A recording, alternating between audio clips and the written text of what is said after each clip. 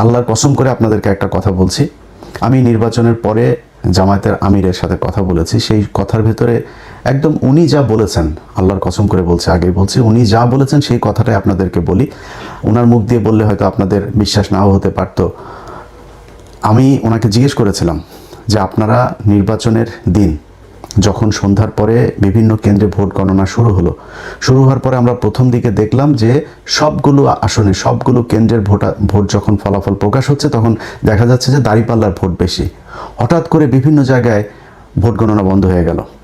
প্রথমে নির্বাচন কমিশনের যে ওয়েবসাইট সেখানে দেখাচ্ছিল একদম প্রথম পরপর 5টা দাঁড়িপাল্লার একটা ছিল ধানের শীষের। তো সম্ভবত টাঙ্গাইল 5 বা কোনো একটা আসনের ফলাফল দেখাচ্ছিল যে ধানের শীষের, আর সবগুলো দাঁড়িপাল্লার। এখন এই সময় এসে নির্বাচনের ফলাফল ঘোষণা করা বন্ধ হয়ে গেল।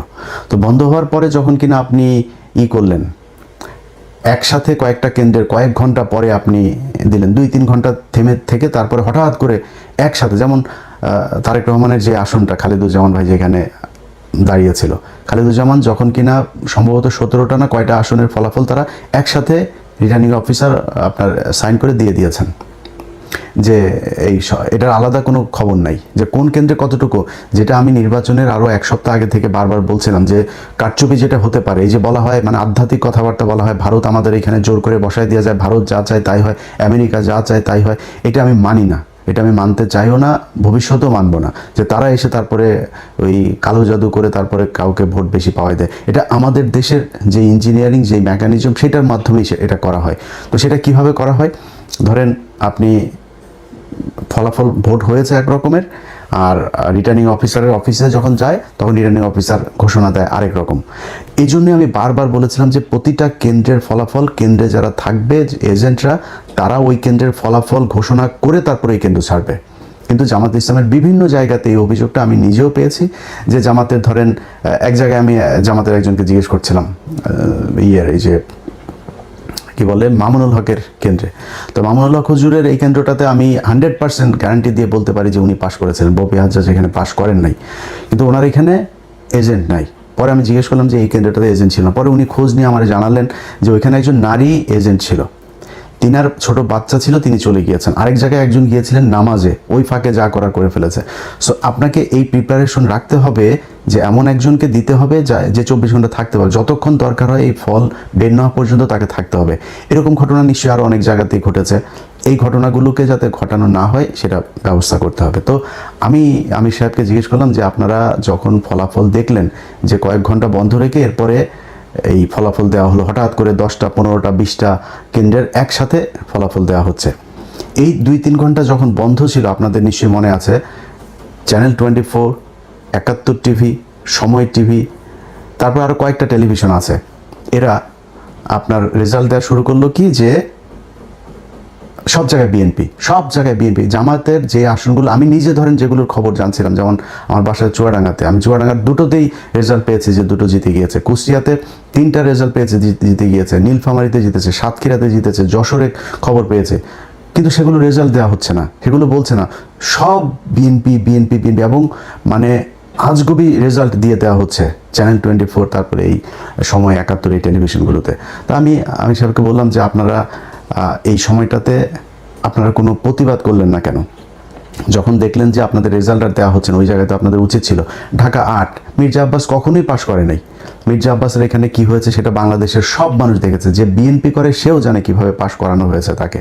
তো এই জায়গাগুলোতে তো আপনারা যখন দেখলেন যে ঠিক আছে ঢাকা 13 আমার শেষ, 13 পুরো এস্টাবলিশমেন্টটা আপনি 14 নিয়ে যেতে পারতেন, 11 নিয়ে যেতে পারতেন, 8 নিয়ে যেতে পারতেন, এটা করা হয় নাই কেন? যেমন নাহিদের আসনে জামাত ইসলামের বিশাল প্রস্তুতি ছিল, সেখানে কিন্তু কারচুপি করার সর্বোচ্চ চেষ্টা করা হয়েছে, শেষ পর্যন্ত পারে নাই।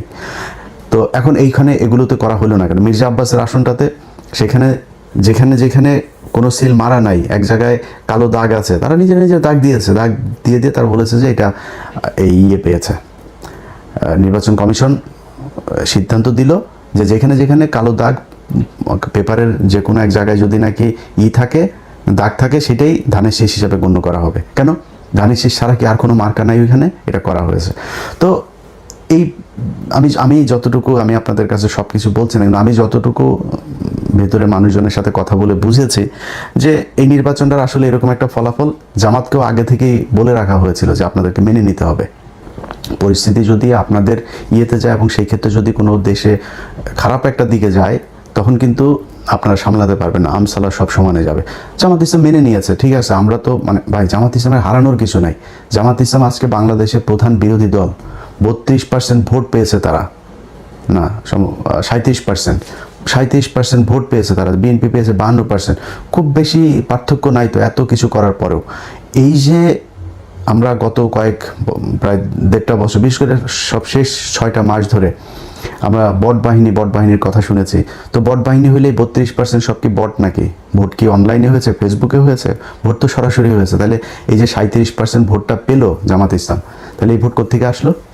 অতএব জামাত ইসলাম ভোট পেয়েছে এবং জামাত ইসলাম যেই ভোট পেয়েছে, যদি সব বিতর্কের বাইরে যে মনে করি যে নির্বাচনটা সুষ্ঠু হয়েছে, এই সুষ্ঠু নির্বাচন হয়ে থাকলেও জামাত ইসলামের জন্য বিশাল ব্যাপার। আজকে এই 2026 সালে এসে আমরা কথা বলছি, কারণ আমাকে যদি আপনি জিজ্ঞেস করেন যে ভাই বিএনপি জিতে গেল, জামাত হেরেছে, তাতে সমস্যা কি? জামাত কি সারা জীবন ক্ষমতায় থাকবে নাকি? আমি জামাতকে পছন্দ করি, জামাত সারা জীবন ক্ষমতা, জামাত বিরোধী দলে যাবে, জামাত ক্ষমতায় আসবে, এটাই তো আমরা চেয়েছি। তাতে সমস্যাটা কোথায়? শেখ হাসিনা দেশে নাই, এইটার চাইতে সন্তুষ্টি আর কিছু নাই।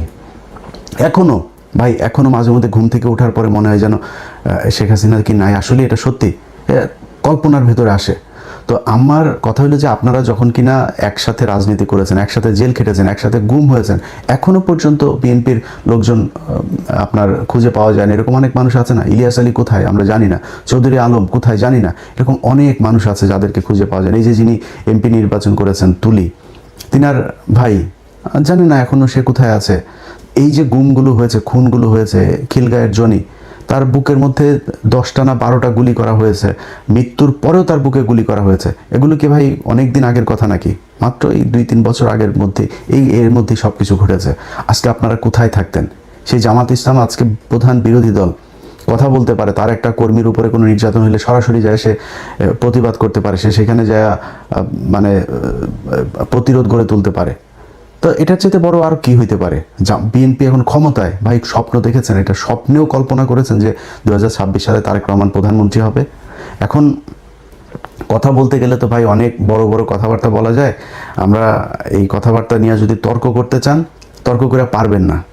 আমরা ওই যে 10 ডিসেম্বর আমরা দেখি না ইয়েতে আপনার যে মিটিংটা হইলো, আপনাদের শেষ পর্যন্ত নিয়ে গরুর হাটের মধ্যে নিয়ে করতে দিতে চেয়েছিল, আপনার জনসভা করতে দিতে চেয়েছিল, মনে আছে সেটা?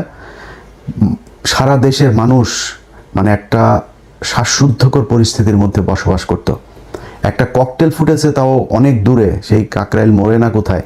আপনার মহাসচিব পরবর্তী কর্মসূচি ঘোষণা না করে দৌড় দিয়েছিল, আবার ফের স্টেজে উঠে এসে এরপরে কর্মসূচি ঘোষণা করে তাড়াতাড়ি দৌড়। এটি তো আপনারা ভাই খালেদা জিয়ার বাসার সামনে বালুর ট্রাক সরাইতে পারেন নাই 1.5 বছর। এটাই তো আপনারা।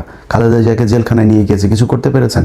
কি করতে পেরেছেন? চিকিৎসা, এই যে মহিলাটাকে চিকিৎসা নিতে দেওয়া হয়নি, বাড়িতে ছিল তখন, তো জেলখানায় না বাড়িতে ছিল, সেখান থেকেও তাকে বিদেশে নিতে দেওয়া হয়নি। কি করেছেন তার জন্য?